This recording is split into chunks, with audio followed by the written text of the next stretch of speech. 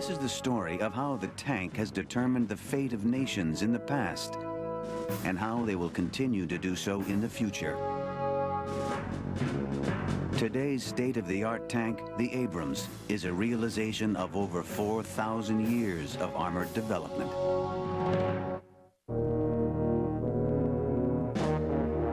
Since first waging war against one another, men have dreamt of armor, a means of shielding vulnerable flesh in bloody battle. That dark dream was first realized by Egyptian and Mesopotamian warriors in 2500 BC with the invention of the chariot. The early attempts at armoring things were to, first of all, to prevent enemy weapons from doing damage to the people who were using the chariots. The second thing was to provide mobility to that armored platform. So you have two things. You've got armor protection and mobility. In 217 BC, Hannibal, one of antiquity's greatest military generals, used armored war elephants to lead the Carthaginians against the Roman Empire. These fearsome beasts not only protected Hannibal's warriors, their mere appearance terrorized opponents. Leonardo da Vinci was the first to foresee modern armor. In the 15th century, he drew these remarkable plans for a portable manned fighting vehicle that bore a striking resemblance to the tanks of this century. But the technology required for such a machine would not be realized for over 400 years with the coming of the Industrial Revolution and the war it made possible. World War I.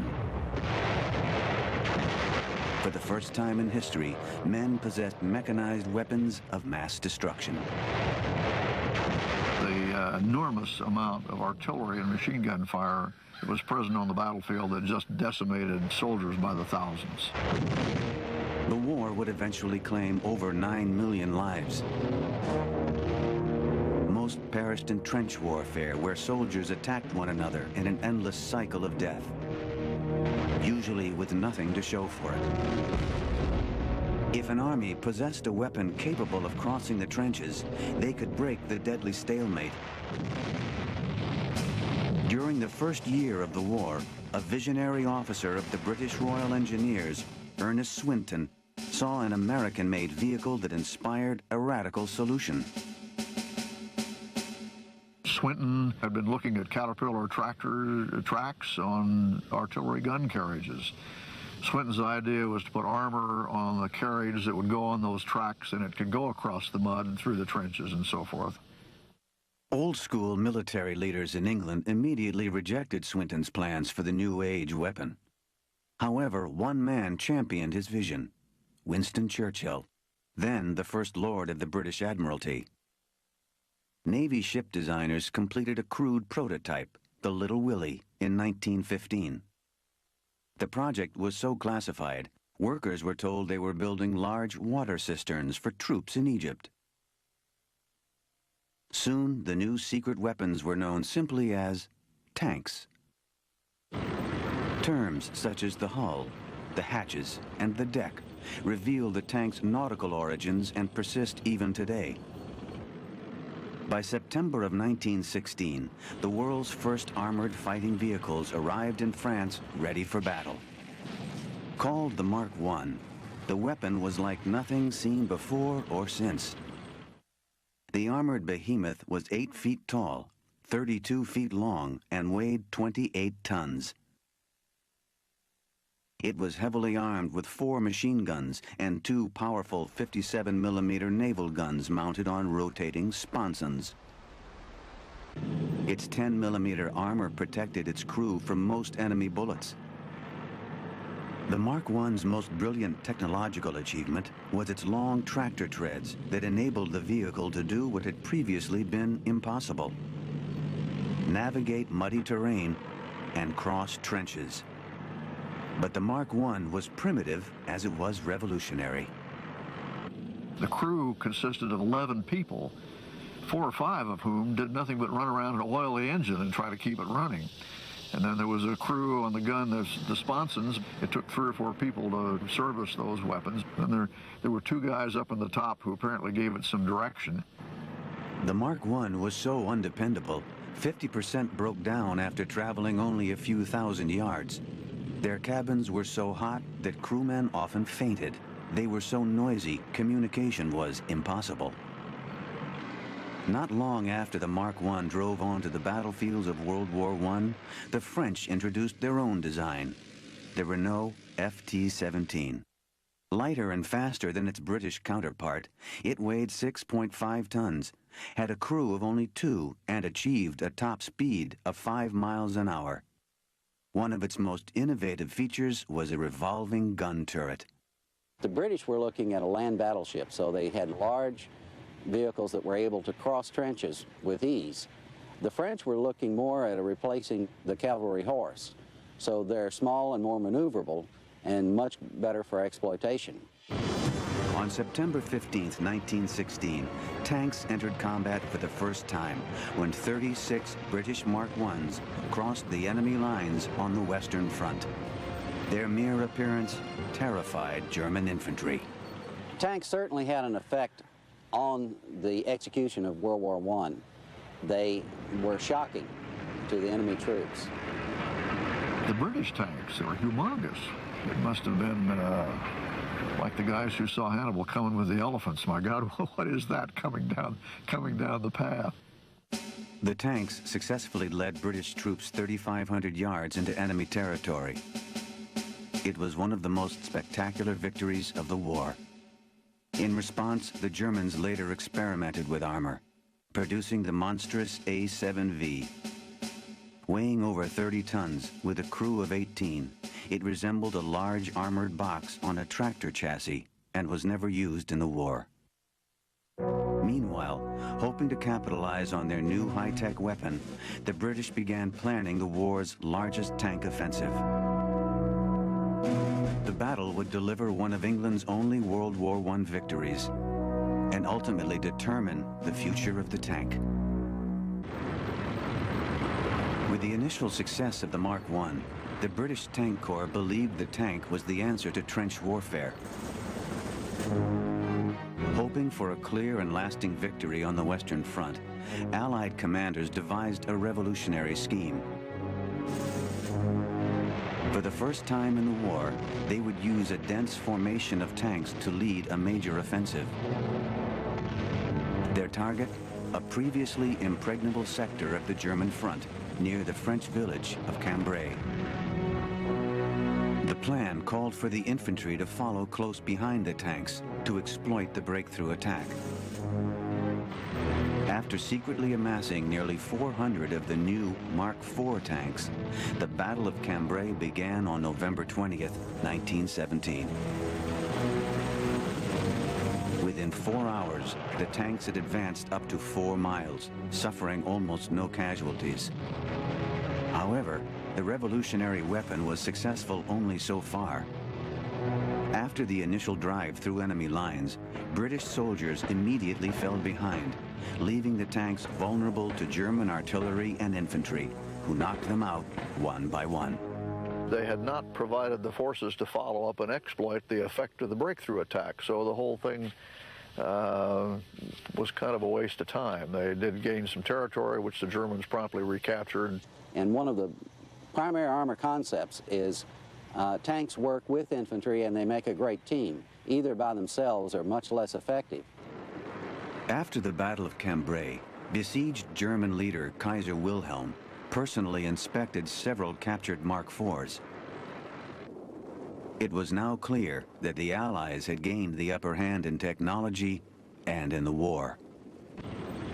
It was to be the last time Germany would allow its enemies the same advantage. While the Great War ended in 1918, its use of tanks ignited a debate over how to best deploy these new weapons in future conflicts. Many envisioned the tank as a powerful offensive weapon of the future. Others argued that tanks should continue to play a defensive role, protecting infantry. The tank was very much in World War I an infantry support weapon. Some visionaries, General Patton was one of them, saw a greater role for tanks, but it wasn't to be, largely because the thing was not really quite mobile enough to do that. This debate among the Allies would slow the development of armored warfare in the West for 2 decades. It was 20 years worth of bickering between a bunch of deeply entrenched bureaucrats, each one believing that his version of the story was correct. The United States Army believed until World War II that the infantry soldier, the individual rifleman, was the primary weapon system on the battlefield. That ignores the enormous potential of the tank. While armored development in the West stagnated, a new German leader was orchestrating one of the most remarkable economic and military revolutions in history.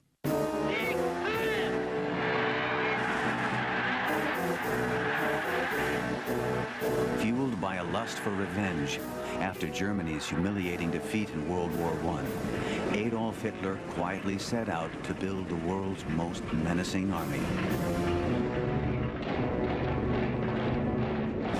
In the next war, advanced armored fighting machines would be at the forefront of Germany's arsenal. September 1st, 1939, the face of war is changed as the Nazi forces slash into Poland. Hitler's stunning invasions of Eastern Europe in 1939 and Western Europe in 1940 were the quickest and most efficient in the history of warfare. His success was due to a brilliant new tactic called blitzkrieg, or lightning war. For the first time, all tank formations, or panzer divisions, led an invasion. Unencumbered by slow-moving infantry and supported by the Luftwaffe and mechanized troop-carrying vehicles, enemies were overwhelmed by a concentrated formation of fast-moving tanks. One of the interesting things about the blitzkrieg concept was they put the armored forces forward as a spearhead, going on ahead of the infantry and everything that came along behind. The Germans were really the only ones to seize on the singular opportunity that the tanks and armored forces represented. When Hitler's panzer divisions invaded France in 1940, the French were unprepared for the devastating new strategy. France had no inkling of what was happening to them, and their tank forces, which was the only anti-tank capability they had, were spread so widely across the front that they couldn't concentrate them, and the Germans just went through them like a sieve. The shocking success of Germany's blitzkrieg challenged the West's strategy that viewed the tank as a defensive weapon. But more importantly, Hitler's invasion revealed how far behind France and the Allies lagged in armored development. If they could not catch up, Hitler would soon invade England and beyond. In 1940, Hitler's bold armored invasion of Eastern and Western Europe caught the world by surprise. France's large tank force was neutralized. Britain had only one armored division. And the U.S. armored cavalry, consisting of only 66 tanks, was forced to train with trucks and use bags of flour as dummy ammunition. The only tanks American forces employed in battle in World War I were those French-made and British-made tanks. So you're dealing with relatively ancient technology here, and with technology that we knew was pretty fragile on the battlefield, and we needed to do better. As Hitler set his sights on England and beyond, the United States and its allies desperately sought to catch up. I ask this Congress for authority and for funds sufficient to manufacture additional munitions and war supplies of many kinds to be turned over to those nations which are now in actual war with aggressor nations. With a massive $21 million investment in tank production, the U.S. rushed to design and manufacture a new armored fleet. During World War II, the tank evolved faster than in any period before or since. Between 1940 and 1942, the U.S. became the leading supplier of newly designed tanks to its European allies, even though it had not officially entered the war. December 7th, 1941 would change everything. The attack on Pearl Harbor immediately turned the United States from wartime suppliers to full-time combatants.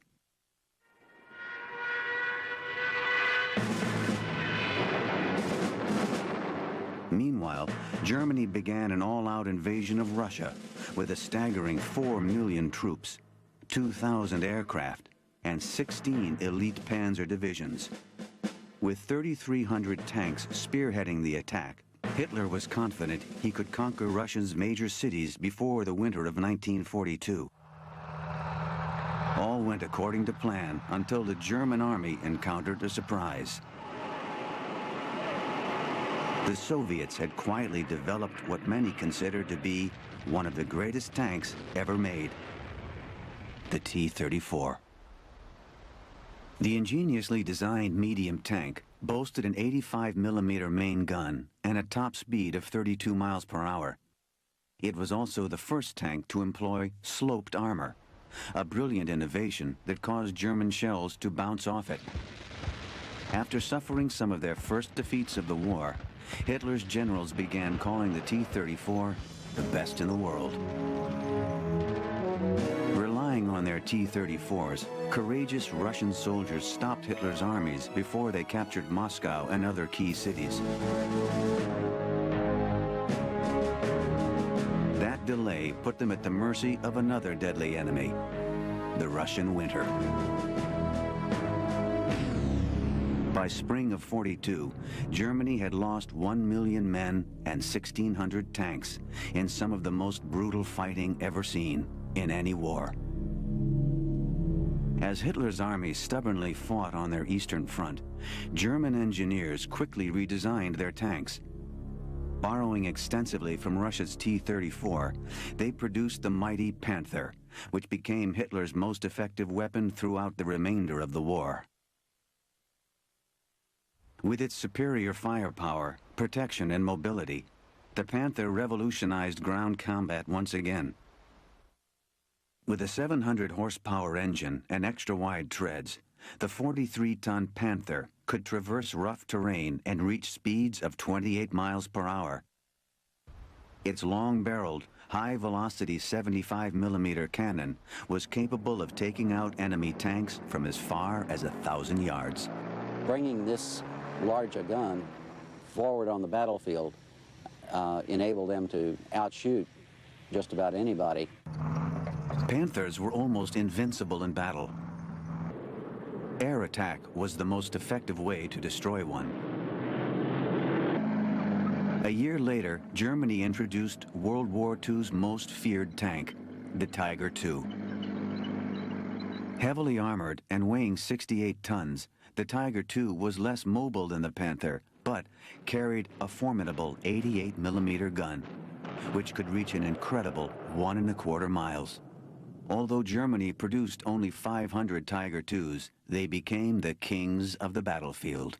The 88mm dual-purpose cannon, as it was called, was actually designed to be an anti-tank gun, but its most devastating effect was as an anti-tank gun on a tank. Marvelously well-designed and very effective cannon. We had nothing like it. In an attempt to keep pace with Germany's sophisticated armor, the U.S. Army began mass-producing what would become the best American tank of the war, the Sherman M4. The Sherman M4 had a maximum speed of 25 miles per hour and a low-velocity 75mm gun. Fire! Holding a crew of 5, it proved reliable and easy to operate and maintain.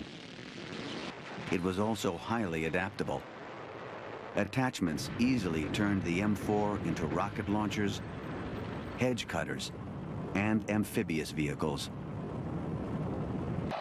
Despite its many assets, it had thinner armor, weaker firepower, and was slower than its German or Russian counterparts.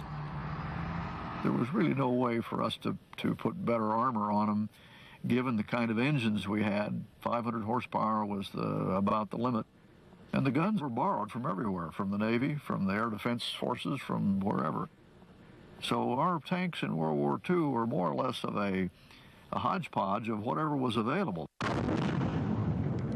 Remarkably, the inferior Shermans often defeated German tanks in battle. But the key to their victories had less to do with quality than it did with quantity.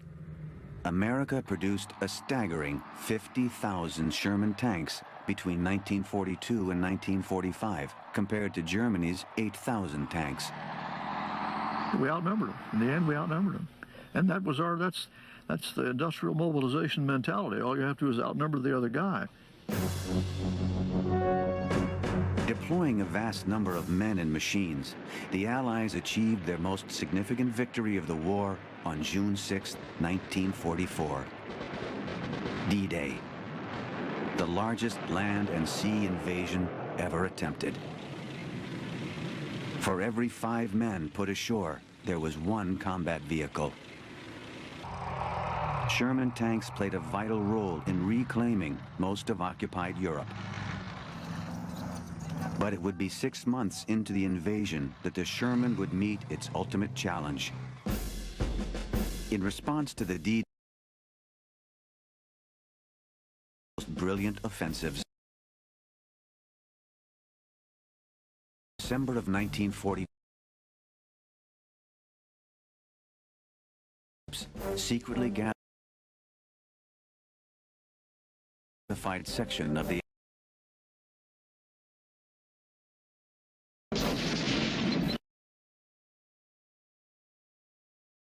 16th, Hitler gave the order to attack. Within hours, German tanks smashed through the Allied front lines. Hitler's last gambit for victory would become known as the Battle of the Bulge, referring to the bulge in the Western Front forged by his panzers. Hitler aimed to thwart the D-Day invasion by breaking through enemy lines and securing the Belgian port city of Antwerp, the primary supply line to the Allies.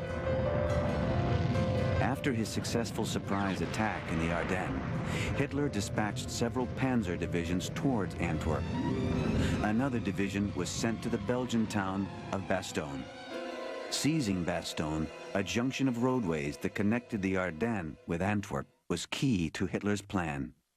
Bastogne had 7 major roads going through it, like the spokes of a wagon wheel, and it was necessary for the Germans to take that to keep their attack going, because there's supplies going ahead and their wounded coming back.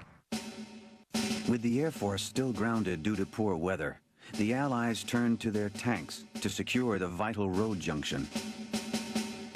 Brilliant tank commander General George Patton and his 4th Armored Division were ordered to leave the German border 157 miles away and make a run for Bastogne. Leading one of Patton's companies was 21-year-old Captain John Whitehill. We knew it was a big one, or they wanted to pull us out of a combat situation and moved us that far. They fed us on the highway. They served us coffee by just handing a can from the truck to the tank, and we never stopped. Military strategists estimated it would take the 4th Armored Division 3 to 4 days to reach Bastogne. Realizing that the Germans would take the town first, the U.S. Army was forced to rush battle-fatigued foot soldiers from the 82nd and the 101st Airborne Divisions to defend the town until Patton's tanks arrived. 19-year-old Private Don Burgett was one of the first members of the 101st sent in. They shipped us up because we, at that time, were the only available experienced combat men in the area, the 82nd and the 101st. We didn't have ammunition, we didn't have enough weapons. Some of my men in my squad had just a knife. One man in my squad had a stick he'd picked up. And as we was walking down a road, he kept hitting the stick against the ground, and he said, "I'll have a rifle tonight."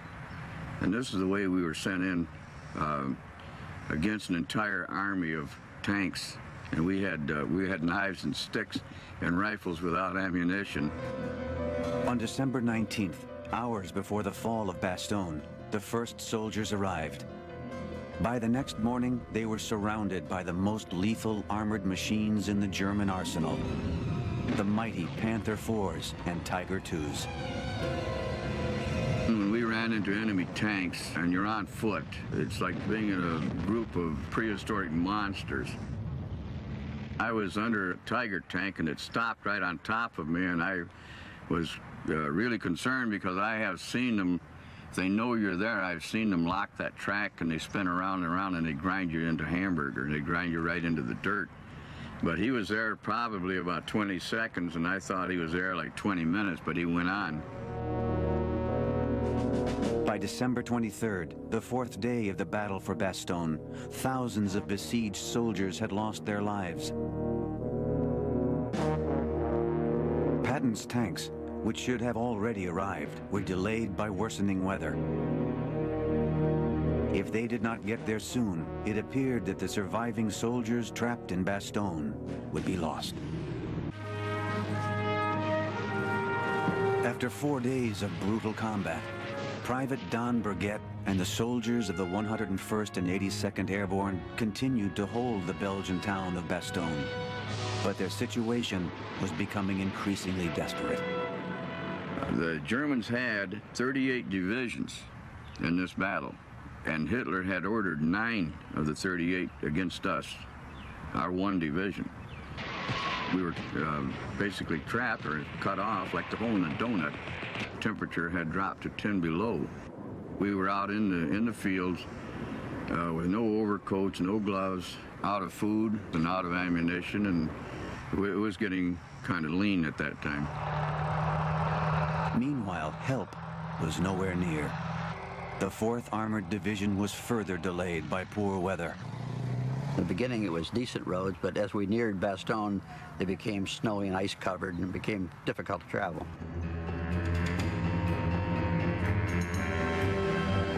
When we stopped the column on the highway, the steel tread tanks, they acted like sled runners, and we would slide right off the road.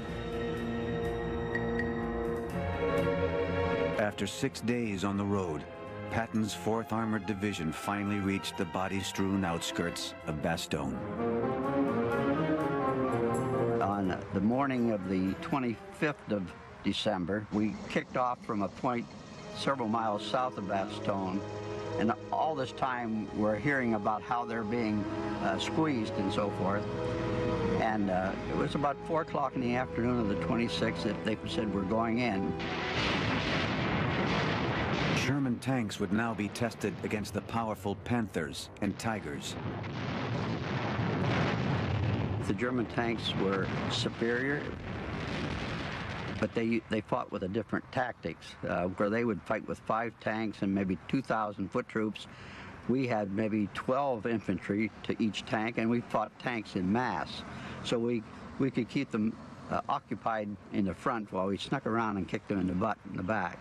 A tank had to maneuver around to the side and get in a shot to the side or to the rear. It was really just dumb to fire on the front plate of a Panther tank.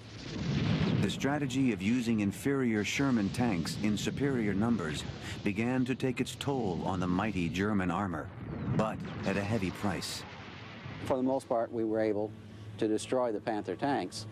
We did it at a cost of lives of American soldiers, but we were able to do it.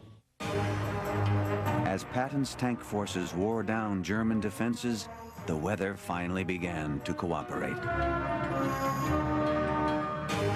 The fog lifted. It was like a movie, you know. All of a sudden you look and there was sunshine everywhere, glaring off of the snow.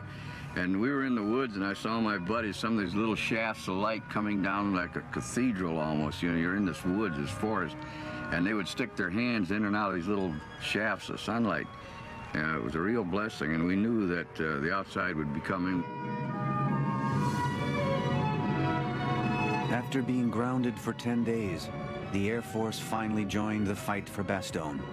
Everything came in at one time. The clouds were gone, the sun came out, the 4th Armored came in, our Air Corps came in, and it was almost like dancing in the street. Patton's 4th Armored Division broke through the enemy lines. The Sherman tank emerged victorious against German armor. The only way to get in there was to be mobile and move in with some protection, and we were able to do that. And without having armor, I don't think it would have helped much to have a group of foot troops walk up that road. I don't think they could have penetrated. The armored cavalry finally joined forces with the soldiers who had held Bastogne. Together they fought one of the most courageous battles of the war.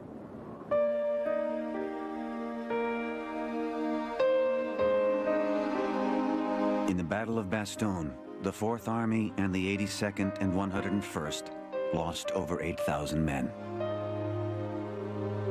Well, I think they would like to be remembered that what they died for wasn't lost.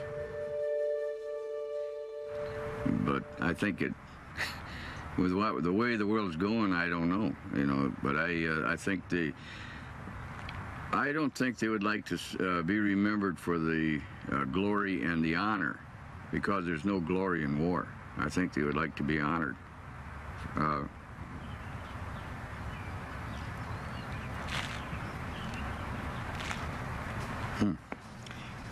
Yeah, I think they'd like to be honored.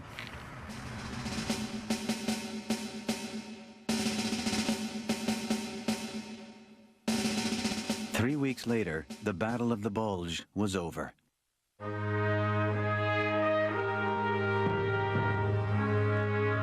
Within months, Germany surrendered.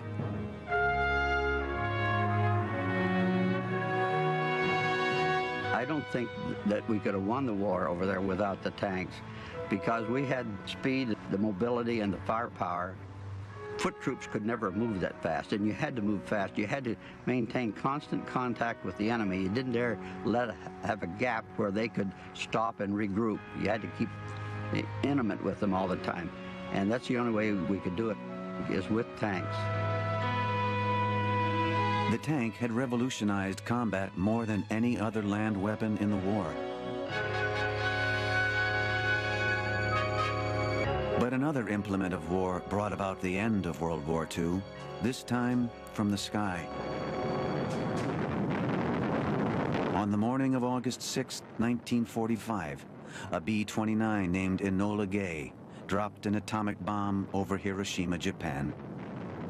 3 days later, a second exploded over Nagasaki.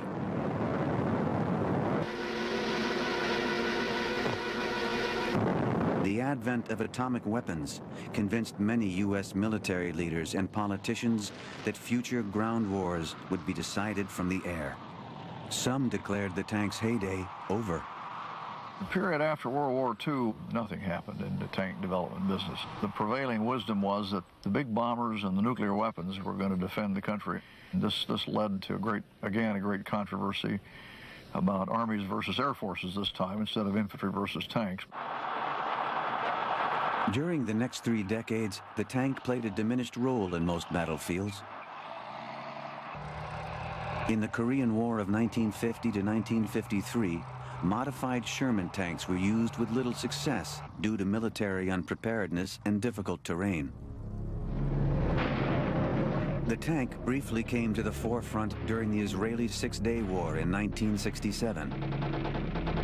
Israel's gigantic British Centurion tanks soundly defeated Egyptian forces in the deserts of Sinai in one of history's most fabled tank battles.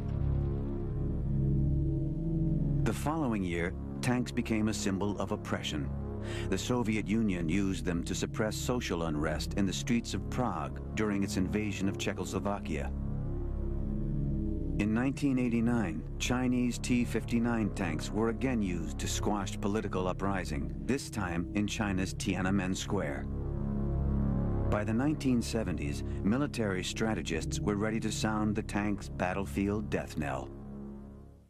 But not Army General Creighton W. Abrams, who was named Army Chief of Staff in 1972.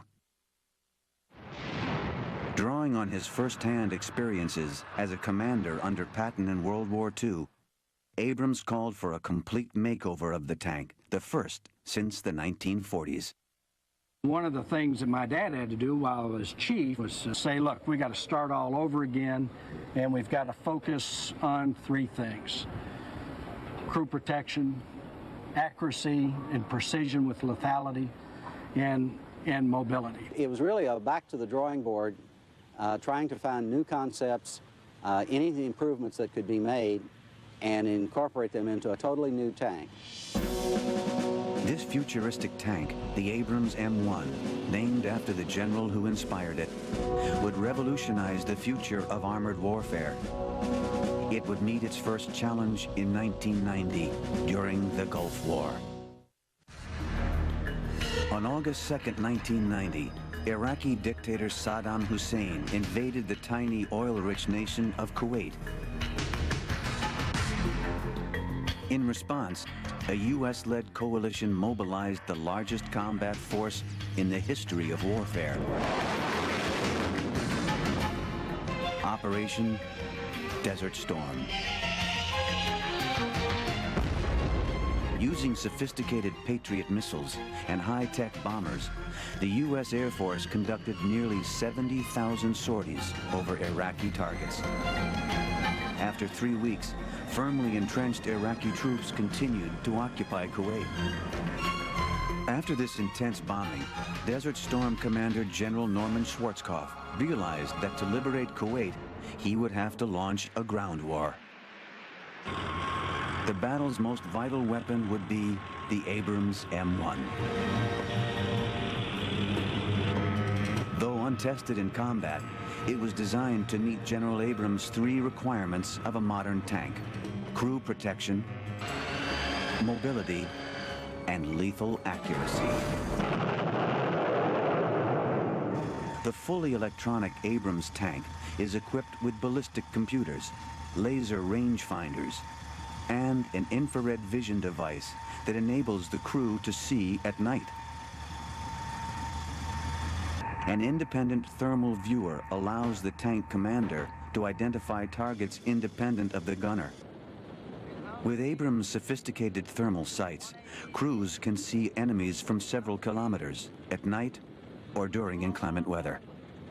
In the process of specifying what we needed to be able to do at night, so that the whole battlefield belonged to us day and night, we did some experiments with that and figured out that we could, in fact, fix the gunner and the tank commander so they saw the same thing, give the driver a better viewer, and give the loader something that he could see to view and shoot with. To destroy virtually any land target, the Abrams is equipped with two 7.62 millimeter machine guns, smoke grenade launchers, and a 50 caliber machine gun. Its potent 120 millimeter cannon can hit a target almost 3 miles away. An independent turret stabilizes the gun mount so that it can accurately hit targets while moving on any terrain. The Abrams tank incorporates fire control systems that are much superior to anything that had ever been developed before. And some would say the current Abrams fire control system is superior to any other tank in the world. We had a fire control system that said in excess of 90% of the time we were going to hit what we were shooting at and kill it first time. To protect the crew, the Abrams is shielded by the most sophisticated armor ever developed. Made from depleted uranium, it has a density at least 2.5 times greater than steel. It's very similar to a quarter. It's different types of metals put together, some soft and some harder, to provide a wafer-like or wave of hard and soft protection that gives it a much better ability to withstand shots. Despite its 63-ton weight, it is exceptionally mobile. Boasting the most powerful tank engine ever built, the Abrams can move at speeds up to 45 miles per hour.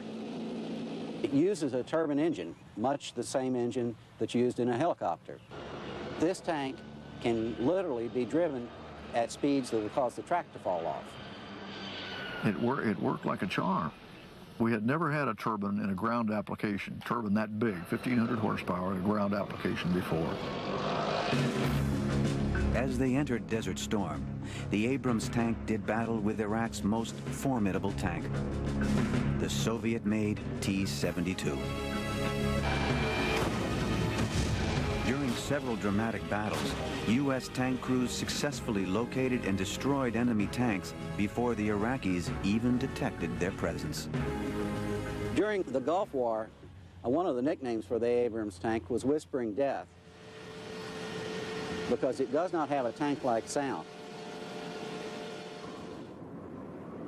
By the end of Desert Storm, Iraqi's 4,000 tanks had been reduced to fewer than 100, while the U.S. lost only 4.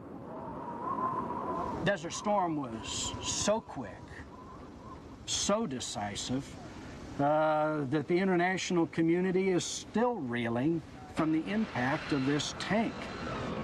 It was such a quantum leap in capability, and it brings such great confidence to this very difficult business that we do. The best evidence, I guess, that I can cite was a statement by an Iraqi brigade commander who said something to this effect, that the United States Air Force bombed us for 3 weeks, and we lost a few tanks and some people. Then along came the 2nd Cavalry, and we lost the whole brigade in an afternoon. Due to its success during Desert Storm, the Abrams has convinced many military strategists of the tank's necessity in the modern age. Mobile protected firepower is what the tank is. And the tank is the centerpiece of mobile protected firepower. The tank is the key to battle success as long as you can foresee it. It has caused the nature of land warfare to change. That's what happens whenever you have such a dominant piece of technology introduced into mission and battle. It causes the nature of warfare to change dramatically.